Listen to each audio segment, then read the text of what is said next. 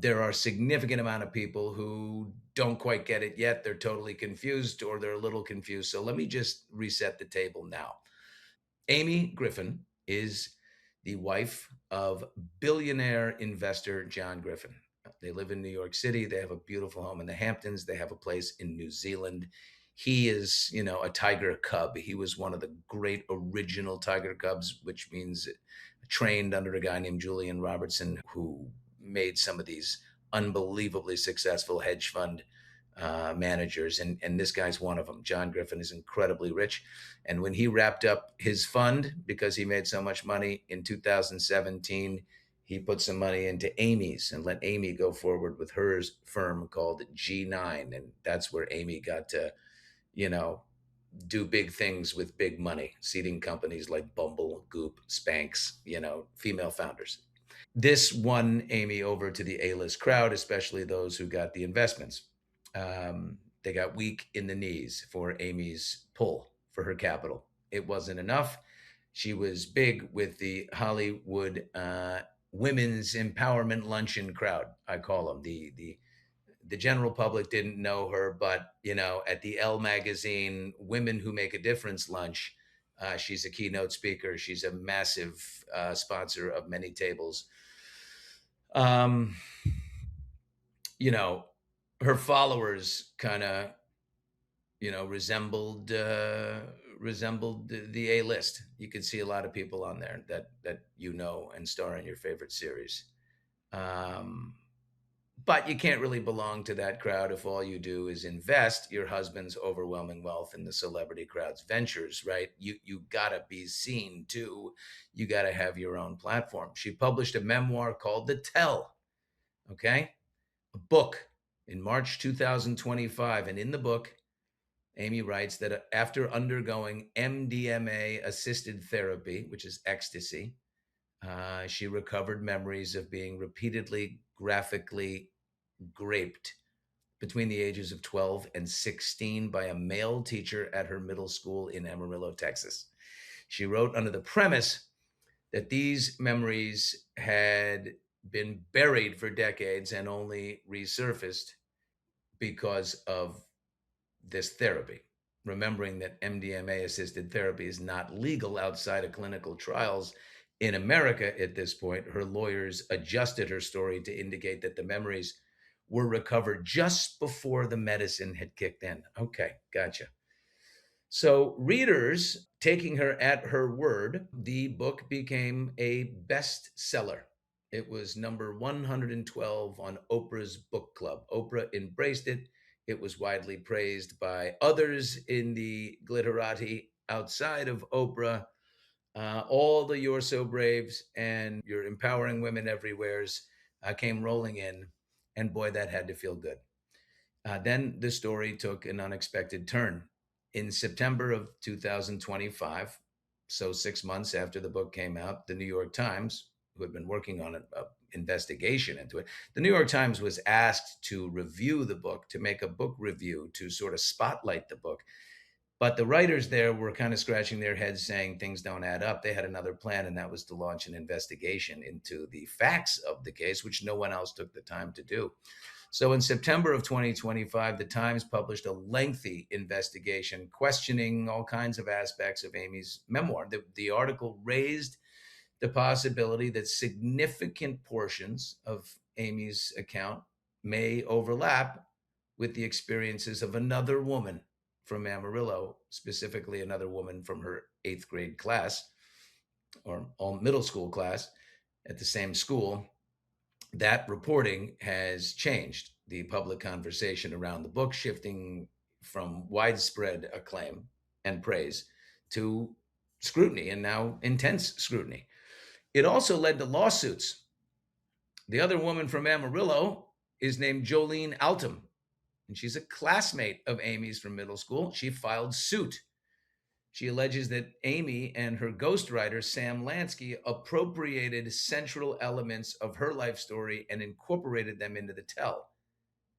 A judge, literally in an hour from now, is about to decide if the merits of Jolene's case in California against the billionairess Amy Griffin are strong enough to go to trial. She has to show a limited, minimal amount of merit. Amy has categorically denied those allegations and has filed counterclaims of her own. Amy's got a small mountain of problems right now. One, nobody really vetted her story. Not her lawyers, not the publisher, not the sycophantic little ghostwriter who seems desperate to come to Amy's house now that she, is hosting the mahjong party. He might have gotten a little swept up. Amy called out her alleged accuser by name in her book proposal to the publishing companies. That spread quickly. And as the New York Times writers were traveling around Amarillo, which isn't a very big town, 200,000 people, but as far as cities go, traveling around, knocking on doors, asking about people and asking about this teacher whose name was revealed in the book proposal, it starts to spread that this teacher is, oh my gosh, he could be a total violent living amongst us. That spreads quickly in a small-ish town, and his reputation is upside down, although nothing has been done. The police have not pursued him. There is no investigation into him. There is no corroboration. So it's just out there like that. He has had no other accusations against him in 30 plus years living in the community of Amarillo. One of the biggest points of confusion involves a character in the book named Claudia. And by the way, I told you I'd reached out and discovered the real Claudia. I just reached out again about an hour ago.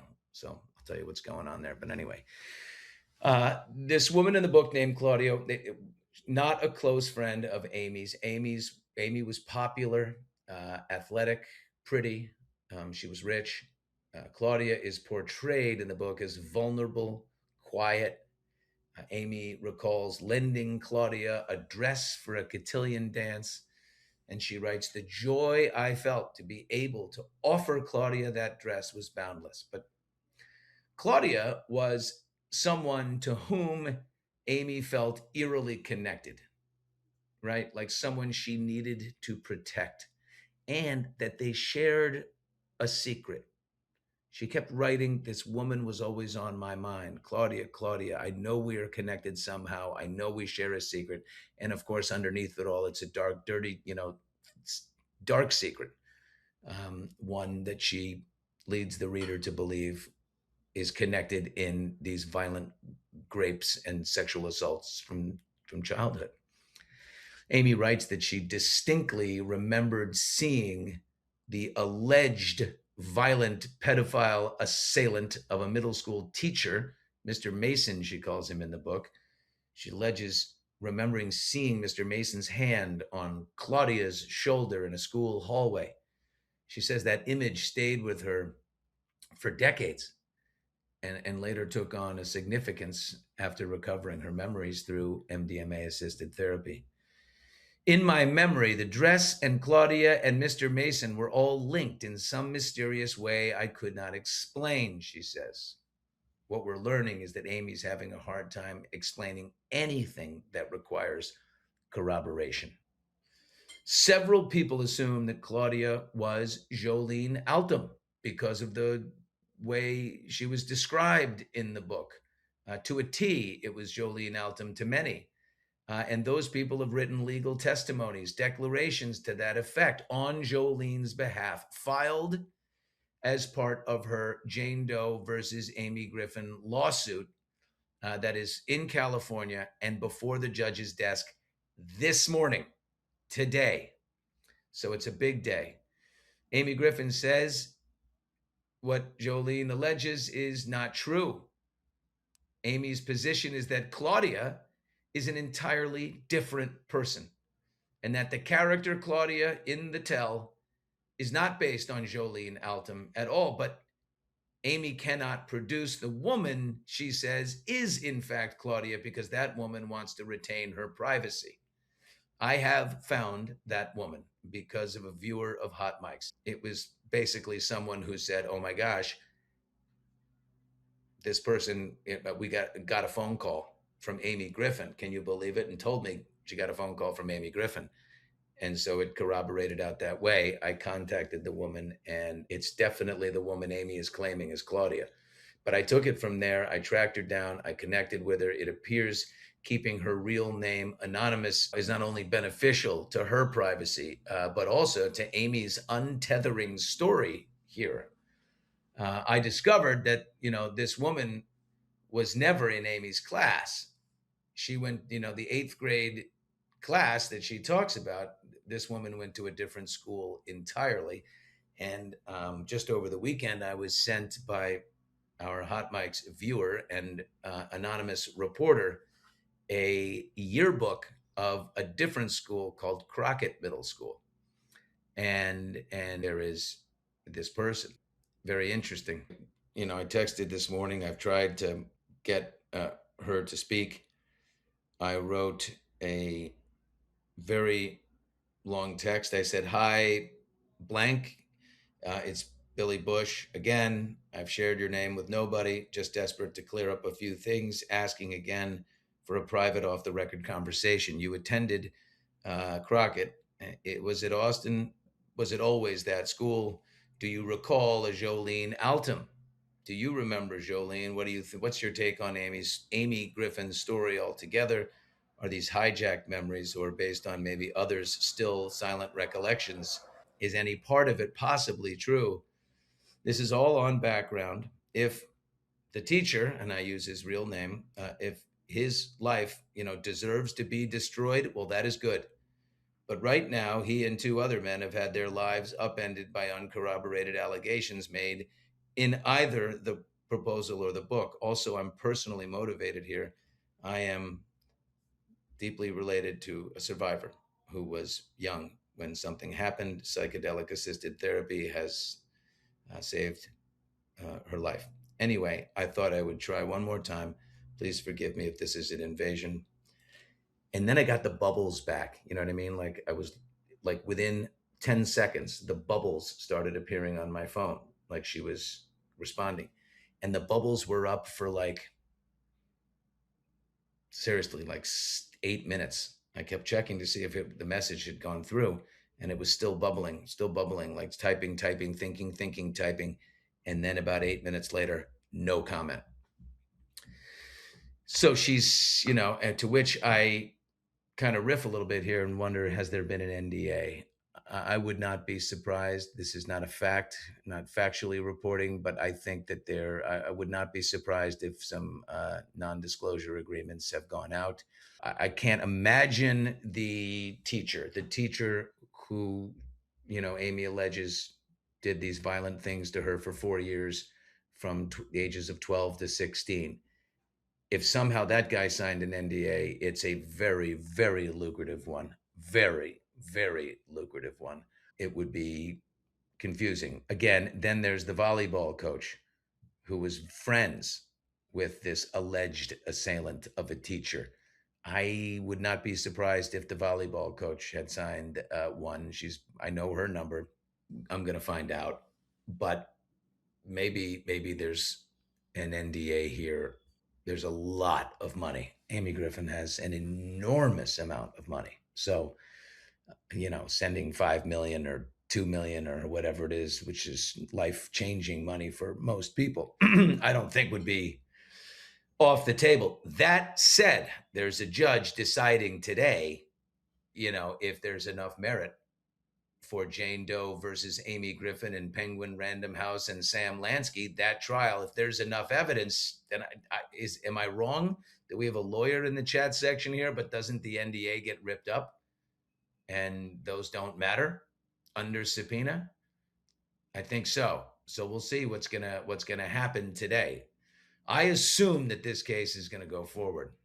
Today, the controversy is no longer simply about whether Amy Griffin was violently assaulted over 4 years in school by this teacher. It's become a much broader dispute over memory, recovered memories through psychedelic therapy, the accuracy of the memoir, journalistic reporting or lack of journalistic code in reporting, and whether the tell represents, Amy Griffin's own experiences or the experiences of someone else entirely, or possibly the combination of the two.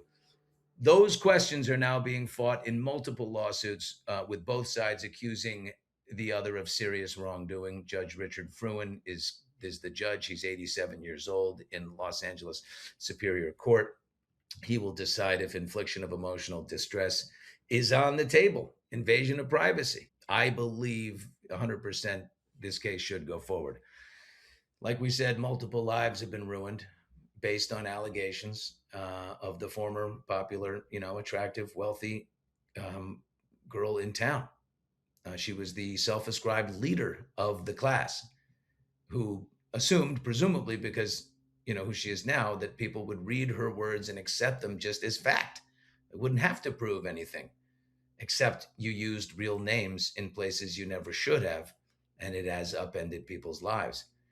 She thought that there would be sympathy and support only, and you got that from Oprah and everyone else, until Martha Stewart started asking questions. Who, by the way, is her neighbor across the street on Lily Pond Road. I mean, and then just every reader also is, even your friends are reading it, going, something's not adding up. Not everything's adding up. Though about 80% of people in Amarillo, according to a local source, believe that, Amy's kind of just misremembering or flat out lying. We'll see where this all goes. Another woman has been featured as a vulnerable former classmate from a disadvantaged background with a wounded soul, a kindred spirit to Amy, a girl who needed saving, a woman who Amy suspected was being SA'd like her by the same teacher, so central to Amy's courageous story, this Claudia. That woman has been identified, like I said, by me. She's horrified. She wants nothing to do with this. Former classmate again, like no, she didn't even go to the school. We're trying to find out if she went to the school in a different year and maybe transferred out. She's still anonymous to you because, as much as I'd like to present her as evidence, I promised to protect her privacy, and I'm going to do that. Like so many before her and in recent history, instead of presenting evidence, Amy's countersuing in a federal court, which could bankrupt her accuser in the California case, Jane Doe versus Amy. This could bankrupt Jolene Altum. Obviously, Jolene, who doesn't have a lot of money, has an excellent lawyer working on contingency. Defending herself in a federal case, she'd have to fund that legal bill herself. There is no contingency for defendants, for the lawyer of defendants. The lawyer representing Jolene, though, who, like several others from her life on record in this lawsuit, claims there could not be any other Claudia. The only thing that Amy maintains is one thing. According to, I think they're trying to say, there's a lot of noise out there, but they're going to defend Amy on one thing, that she did not steal Jolene's story. That means they're going out of their way to say, we're not saying something didn't happen to Jolene. I'm just saying Amy didn't steal her story. Her lawyers rely heavily for that on the August 2021 date, where they say Amy was interviewed by the Amarillo Police Department Sergeant Gordon Eatley. Remember, and a local lawyer for Amy before this interview said, hey, don't bring up MDMA and don't mention the last time you were SA'd or raped was at 16 years old. That's too late. Leave out the 16, keep it at 12, 13, and don't mention MDMA. So she did this interview with this guy, the sergeant, and left out those details. Later, adding in the last time was 16. Her lawyers are heavily relying on that piece. Amy's team says, how could Dominic Price or whoever was, Jolene alleges called her under that name to glean private assault details from her life on the phone in April 2022 that were already on the record with police in August 2021. Amy's defense is saying it doesn't add up. She told a cop what happened to her in August 2021. So anything she told, that Jolene shared, it was already out there with the Amarillo police. So she couldn't have stolen Jolene's memories because Jolene hadn't shared her memories. until April of 2022, allegedly, when some phony called up and said, "My name is Dominic Price. I'm a talent agent. I'd like to maybe make a story about your life and get all of her details." One would have to assume that Amy didn't know them for this to work. One would have to assume that Amy didn't know these details all her life. William Jennings Bryan is one of the people who attested in Jolene's on her behalf. He was the boy that took her to the dance in eighth grade. Now a man. He attested in the day that in the day other kids knew what was going on, and they were gossiping about what had happened. And when he took Jolene, she came back from disappearing with the teacher, and she was tussled, and she later told him what had happened. And I think at that point, kids don't just keep things to themselves. So in order for Amy to have this "I'm already on the record in August 2021" be, bedrock, you have to assume that no kids were talking about this for years and years. Makes more sense to me to think that when kids hear of something terrible happening to a student at the hands of a teacher and it's all shrouded in darkness, they make up their own stories and they talk a lot, and they don't have a place to synthesize it in a safe environment. So anything can. So, the question is, well, has this stuff been out there for a long time? And Amy Griffin, made that experience hers. Again, not the girl living in the children's home, the foster home, but the wealthiest girl in town who, according to my local source, whose parents were helicopter parents, picked her up 10 minutes early to everything. She was very well cared for and parented. That they didn't know anything, is also hard to swallow. We're left with either both Amy and Jolene suffered the same experiences with two different alleged assailants. Same, almost like minded, detailed experience, two different assailants. Or Jolene misremembered. Maybe Jane Doe, misremembered her assailant. And it actually was the same teacher as the one Amy has pinpointed. Or third, finally, the New York Times, as Amy's lawyers believe, filled Jolene's head, and that really Jolene's a fraud or a vulnerable woman who had facts filled in her head by Katie Rossman and Liz Egan, the two reporters from the New York Times. I think that's a stretch. I talked to a guy 5 minutes before we went on here live, and he is a lawyer and a judge from the Las Vegas area. He knows Jolene. They are social friends as well. He's known her for 8 years. I just said to him, listen, and Harry led me to him. Harry, producer Harry there lives in Vegas, and he gave me his name. And so I talked to him, and I just said, look, is this a serious person? Are you from your, he said, absolutely. We're social friends. She's not some kind of quack. Jolene is not some quack who's just coming for money. I said, okay. Now, I don't know the guy. Harry knows the guy, but I at least needed to hear that. Also, the viewer of mine, the Hot Mike's viewer who led me to the person Amy says is the real Claudia in her book, has actually sent more information. Her class yearbook from the school that she did attend in eighth grade. And yeah, like I said, it was a different school. So here we are on the day of the hearing. Again, as I said, Amy thinks I'm out to get her. I'm not. You just can't blow up people's lives without evidence or corroboration. No due process. Claim things about a breakthrough method of trauma recovery, MDMA, and jeopardize its promise in the process. Sell tons of books. Be the keynote speaker at every survivor conference because of all of it, while someone with sworn testimony on her behalf gets shoved into a manhole. Maybe something happened. Maybe something did happen. And if lives, were not torched along the way, it would be very easy to walk away at this point. boy, I hope there's a good ending here. And again, I'm getting feedback. Went to Who Saw Five Star Weekend with Jennifer Garner. So we had to go to Crew, which is the fancy lunch place right on the dock there in Nantucket. We went to Crew, and of course, it's everybody's comes over, and I get a lot of people circling, and some former UVA people, and people who say, no, we were friends, but nobody believes the story. Nobody, even the ones who are super close, because they're given nothing.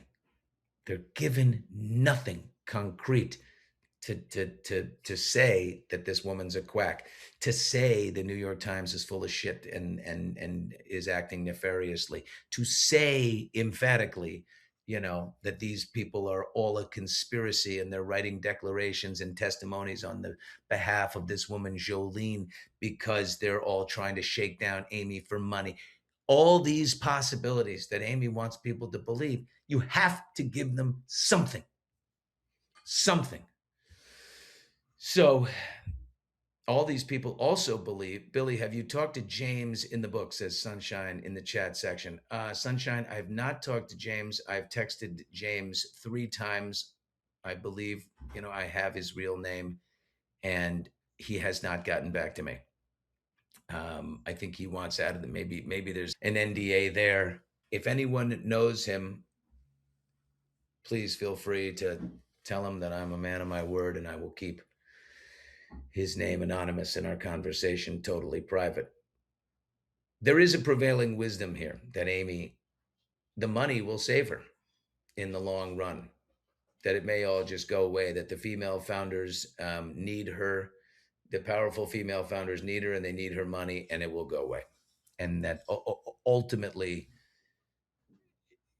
because of her wealth and connections, it'll just be one of those weird things that isn't talked about anymore. I can't, the best for this trial, it should end in a settlement is what I think. I don't think there's any way to prove. And if Amy settles with Jolene, her off ramp is, I don't want to splice through this. I definitely maintain this is my story. Give NDAs and pay people everywhere and just walk away. Pay Jolene heavily and donate to her cause, the Father's Ranch, which is the home for children of adult sexual abuse. Donate heavily there because that's in everybody's interest, and then just walk away. But we shall see. Again, I'm going to be on a plane in about an hour and a half. I'll be paying attention throughout the day to what's going on in the hearing. We will pop right into social media. We'll pop back on YouTube if we can when that comes down. Questions, though, if you have them, anybody, anything. What do you, Harry, keep an eye out for anybody who wants to know. Martha is the only one with the balls, says Jackie. That's why Snoop loves her. Martha gets ghetto on Griffin. Martha saw right through. Martha was just like, wait, you didn't tell anyone? Hold on, you didn't. And that's another fishy thing is that, Jackie, that interview that Martha did on her podcast with Amy was scrubbed. From the internet. I can't imagine where it was because the biggest reveal in that interview was when Martha Stewart said, wait, this happened at school? She said, yeah, only on school grounds. That's why no one at home knew. And then she said, only in the bathroom. Of course, in the book, she was SA'd and graped in the classroom, the locker room, the bathroom, under the bleachers, and in the tennis center. So we left out, telling Martha it was only the bathroom. I mean, that's not a mistake. It just seems like I don't think she had any idea that so many people would be asking questions. I think she was just assumed that they would be like, "Oh my God, you're so courageous." Please, Billy, get to the bottom of this story and show Amy for who she is. Well, here's the other thing. Everybody I speak to says she's so nice. She's a nice person. And then you, of course, say to yourself, well, how can she be a nice person? A nice person doesn't make up something like this. to elevate her fame. If you believe that about her, I get it. But do you have room for any nuance where she believes this stuff? She believes this happened to her. Um, and in that case, she's pulling her hair out, going crazy because she's like, oh my God, this is my story. And sometimes, out of self preservation, people need certain things to be true. That may be the case as well. Um, but again, some type of I think the lawyers for Amy are battling on one thing only, and that is we didn't steal the story. They're kind of getting away from this teacher, whom we know who he is, did this to me. The guy would be in jail. If everyone believed it, that guy would be arrested right now and watching all this from behind bars in Amarillo. But he's not. He's mowing his lawn. So obviously the doubt is heavy.